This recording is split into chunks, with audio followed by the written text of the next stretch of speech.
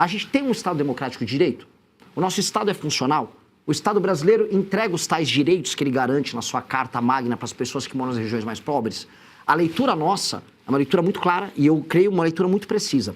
O Brasil, em parte, é um país moderno. A gente está em São Paulo, a gente está aqui na Avenida Paulista, um local que já foi, vamos dizer, lar do capitalismo industrial brasileiro.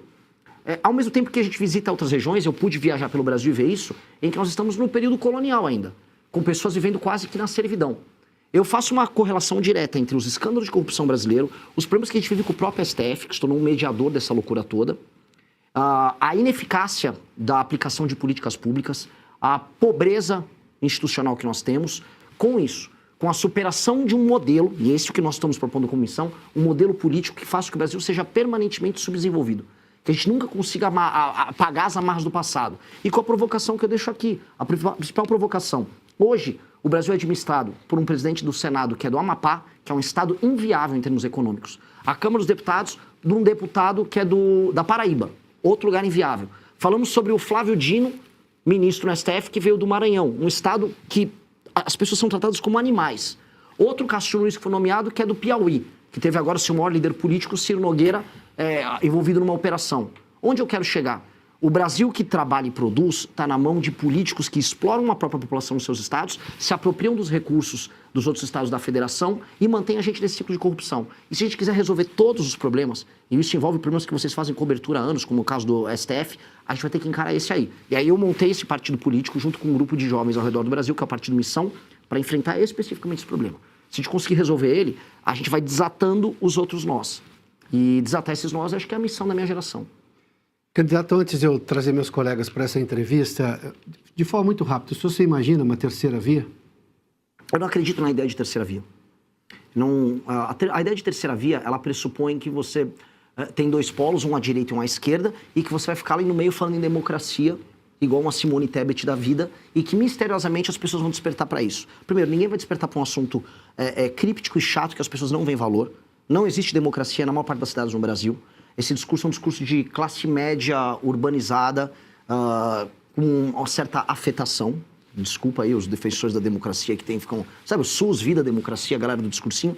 E esse discurso, a minha visão, não vai ultrapassar 3% nas pesquisas e em resultado final de urna. Você quebra hoje uma dominância institucional do petismo e uma resposta que o antipetismo teve no Brasil, que foi aderir ao bolsonarismo, apresentando propostas muito enfáticas e falando para o coração de determinados eleitorados que hoje estão sob o comando deles. Ir para o Maranhão, modéstia à parte, como eu fiz, falar dos problemas clássicos que se impõem para o maranhense e problemas que são materiais, é o buraco na rua, é a dependência do emprego da prefeitura, e ir para Santa Catarina explicar Pacto Federativo e imigração, que é um tema que, assim, está na ordem do dia para os catarinenses, mas que hoje ninguém vem falando. Nenhum dos deputados catarinenses vem falando desse problema deles. Então, eu acho que ao tratar desses temas, que são quentes para as pessoas e que são centrais para a gente reconstruir o Brasil, acho, é minha tese, que a gente começa a quebrar, vamos dizer, um discurso pronto. Uma ideia de que, eu vou votar no Flávio porque eu não gosto do Lula, e eu vou votar no Lula porque eu não gosto do Flávio. Para mim, esse tem que ser o caminho. A gente volta nesse tema, mas eu vou trazer aqui, André Marcília, por favor, sua pergunta. Boa noite, Renan.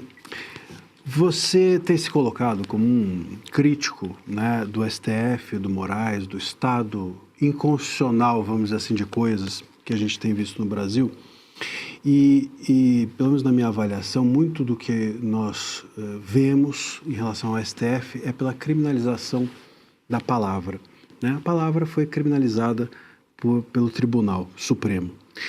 Mas também já vi manifestações do senhor de que entendeu ou entende que houve tentativa de golpe em relação ao 8 de janeiro.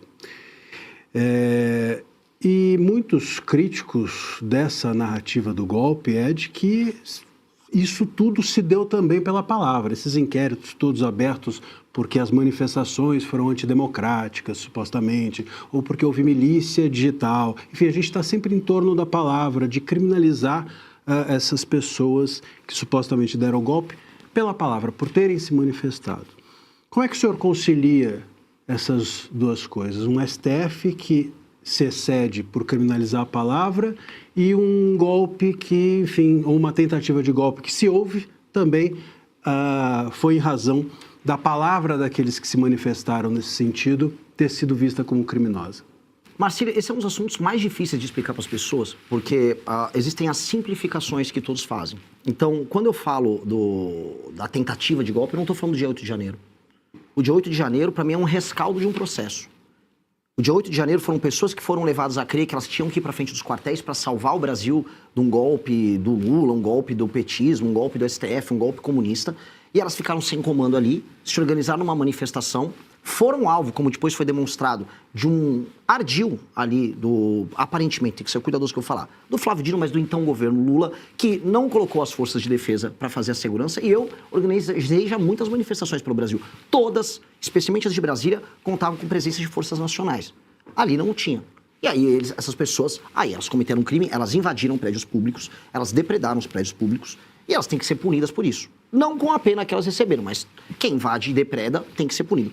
Não é isto quando eu falo da questão do golpe. Isso aqui é um rescaldo. Quando eu falo do governo anterior, o governo anterior levou um acirramento, motivou através de aliados pessoas a irem para frente de quartéis, e eu creio que pessoas envolvidas nesse tipo de trabalho insidioso têm que ter algum tipo de punição também.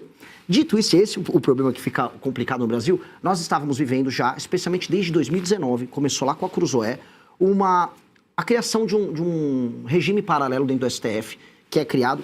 Eu gosto muito de falar do direito penal do inimigo, que é uma tese que eu quero aplicar para o crime organizado, e que não encontra eco hoje com os ministros do STF. Mas, curiosamente, o direito penal do inimigo, que cria institucionalmente um inimigo do Estado, que seria um grupo de pessoas, ou uma quadrilha, uma organização que busca cometer crimes em série, eles fizeram isso com os bolsonaristas, vamos colocar ali.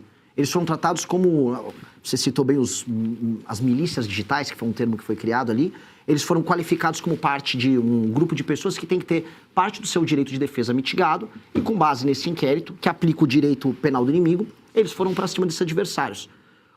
Essas figuras, algumas delas estavam incorrendo em crime? Sim. Foi oferecido direito de defesa próprio? Não. Então a gente entrou, e está vivendo desde 2019, num limbo. Um limbo que teve motivações políticas, retóricas em termos de ação do então presidente Bolsonaro, e que teve da parte do STF uma concentração de poder e uma violação de direito de defesa das pessoas. Até porque se a gente quiser ter direito penal do inimigo no Brasil, isso tem que passar no Congresso. Isso não tem que ser determinado por uma ação por ofício do próprio STF. Então, esse imbróglio é um imbróglio que tem que ser desfeito. E o que a gente tem que fazer num governo novo é recolocar o STF dentro de uma caixa. Só que a gente não vê vontade institucional disso acontecer, porque quem assume grandes poderes não quer abdicar deles. Houve uma disputa agora, e essa é uma discussão que estava tendo no STF, sobre a nova composição do STF com as nomeações que estavam sendo feitas pelo Lula, inclusive. Inclusive, uma novidade dessas é que o próprio Messias não seria da ala do senhor Alexandre de Moraes. E isso motivou Alexandre de Moraes a ir contra a nomeação do Messias. E não é que isso seria bom, a gente está tão ruim em termos de democracia no Brasil, ou de instituição, é que o Lula está montando um grupo próprio para fazer talvez o que o Alexandre de Moraes faz, mas com a turma dele. E aí o Alexandre de Moraes se organizou, se articulou e foi para um caminho contrário. Então, quando a gente olha no processo histórico como um todo, não dá para falar que nós estamos institucionalmente num país sério. A gente está num país doente. E vai ser dever do próximo presidente da República resolver isso. Posso só fazer um pois complemento? Mas o senhor mencionou estímulo, estou usando a palavra que o senhor usou, estímulo para ir à frente de quartéis. Isso também não seria o uso da palavra? E aí eu só acrescento o fato de que, por exemplo, no dia 8, o Bolsonaro não fez nenhuma manifestação em relação àquilo que estava acontecendo. Mas o Trump, por exemplo, estimulou, vamos dizer assim, usando também essa palavra, as pessoas para irem ao Capitólio. O senhor acredita que o Trump ali estava tentando um golpe dentro dos Estados Unidos? Esse estímulo, volto a dizer, não seria também um uso, uma visão criminosa a respeito do uso da palavra? Eu não estou tão a par do caso do Trump do 6 de janeiro deles. Como é que foi? Porque tem tido uma discussão nos Estados Unidos. O do Bolsonaro, eu não acho que a culpabilização que tem que haver sobre o Bolsonaro é sobre o dia 8. Não temos que julgar a questão do dia 8. Quem transformou o dia 8 vamos dizer, na peça de resistência da discussão toda foi o STF, porque interessava tornar o dia 8 o dia da democracia. Então, porque ele passou a ser comemorado ali. Isso foi uma manobra política. As questões que envolvem o Bolsonaro são pretéritas, são no ano de 2022 ainda. Eu não acho que tenha relação com o Bolsonaro a questão do dia 8. Acho que o que o Bolsonaro deveria ter feito, aí assim, como um líder político, era mandar aquelas pessoas saírem dali. Tinha pessoas pedindo intervenção militar com o Bolsonaro no poder na frente de quartel.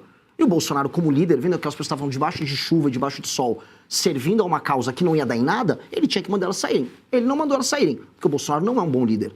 Nunca foi um bom líder. E ele não fez isso. E aquelas pessoas correram um risco que ele não correu, porque ele estava nos Estados Unidos, na Disney, com o Pateta, com o Mickey. Eu não consigo achar isso uma coisa séria. E aquelas pessoas terminaram presas. Estavam num vórtice de loucura grande e foram presas. Mas a situação do dia 8 é uma coisa, a situação que envolve o Bolsonaro no ano de 2022 é outra. A gente tem que fazer esse corte. Porque quem quer misturar esse corte, Marcília, na prática, é o próprio STF e é o governo Lula. Tanto que eles querem, já a gente vai ver, vamos querer transformar em data de comemoração. Dia 8 de janeiro, dia que a democracia venceu. Organizaram manifestações todos os últimos anos e todas O governo floparam. já fez isso. O governo fez, porque o Lula já governo fez. quer criar isso. Eles querem criar, veja só. É que sem o dia 8 não teria como haver a possibilidade de criminalização, porque o dia 8 foi o ato de execução que tornaria uma cogitação, suposta cogitação de golpe, em um crime. Precisaria do ato de execução, né? E o dia 8 foi usado pelo STF como esse ato. É aí onde o STF erra.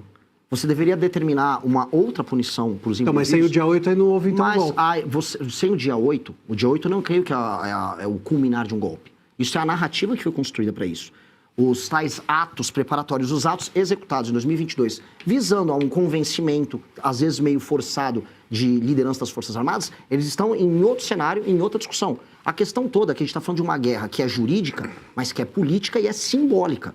A questão do dia 8 era fundamental para eles construírem a ideia de que nós estamos permanentemente naquele filme Ainda Estou Aqui, numa luta contra a ditadura. Olha, vencemos dessa vez a ditadura militar. E é uma discussão que interessa muito a eles. Essa discussão interessa a eles porque, do ponto de vista simbólico, das imagens, dos signos, o símbolo da vitória sobre o dia 8 é o símbolo que mantém a luta da geração do Lula no poder, avisando, olha, retornamos ao poder e mantivemos a democracia. Dessa vez, 64 não venceu. Essa é a narrativa oficial. Então, uma coisa é o dia 8, outra coisa é o que aconteceu antes. E nós temos que fazer essa separação, senão a gente vai cair num discurso de maluco deles. Eu não vou cair no discurso de maluco deles. Deixa eu só fazer uma observação aqui. A produção está me avisando que eu tenho tratado aqui o Renan como candidato, que é uma forma apenas de um vocativo aqui, porque sim, é pré-candidato. A legislação eleitoral brasileira é um negócio anacrônico até o limite. Enfim, toda vez que alguém disser aqui eu mesmo candidato, nós estamos falando sim de pré-candidato, porque essa é a legislação brasileira. Falta Mas, maturidade, né, Piotr? Isso é uma palhaçada. Tem essas preocupações do TSE. Tão simples. Ele tem que tomar cuidado com isso, não, gente. Exatamente. Mas enfim. o TSE é tão chato nessas coisas que, assim, Então- eu mesmo